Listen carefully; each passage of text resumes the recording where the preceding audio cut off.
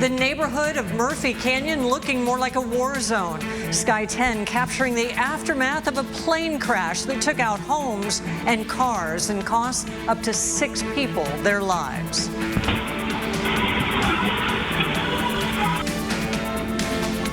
Ring camera video capturing the massive fireball when the Cessna 550 went down. Come on, let's go! Let's go! Let's go! Ben! People in the neighborhood waking up to the terror and running for their lives.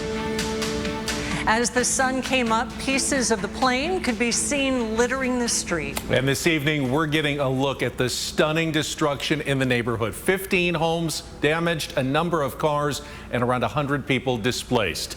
The plane with 6 people on board went down around 3:45 this morning at the intersection of Sample and Salmon Streets in the Murphy Canyon area.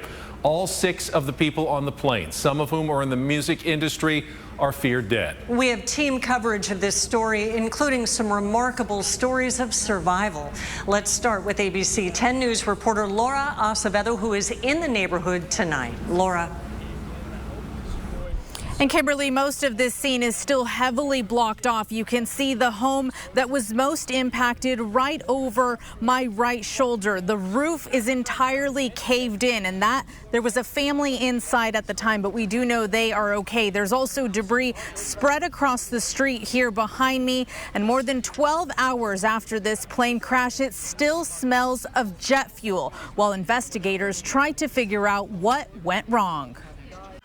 A plane down Thursday morning, sending military families scrambling to help one another. Parents rushing to get their children out of their homes safely. And I just heard the loud impact. It shook the house. I thought it was an earthquake. Told us she sees fire outside, but knowing 5-year-olds' imaginations, we thought it was a nightmare. A nightmare, but in real life, a plane had slammed into a home, dragging debris down Sample and Salmon Streets in Murphy Canyon. The view from above capturing the magnitude of the crash. On the ground, this house taking the brunt of the plane's impact. Agent 39 had seen multiple vehicles, multiple structures on fire. Cars along the street engulfed in flames. Neighbors rushing to help one another evacuate.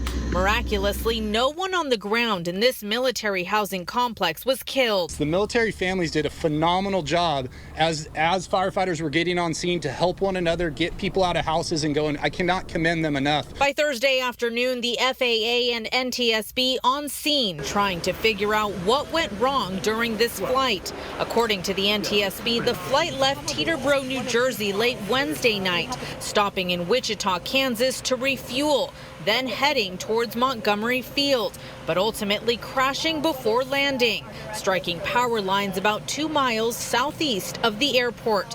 The air traffic control tower closed at the time of the crash. Fairly normal for a small airport like this to be closed. Generally, they're open between 6 or 7 in the morning and 8 at night. The fire department offering condolences to the families of those on board the plane, but acknowledging this could have been much worse for the families in this neighborhood. We had one of the best outcomes that I could possibly say that came from this, because when I was coming on scene, I did not expect that same outcome as I got here.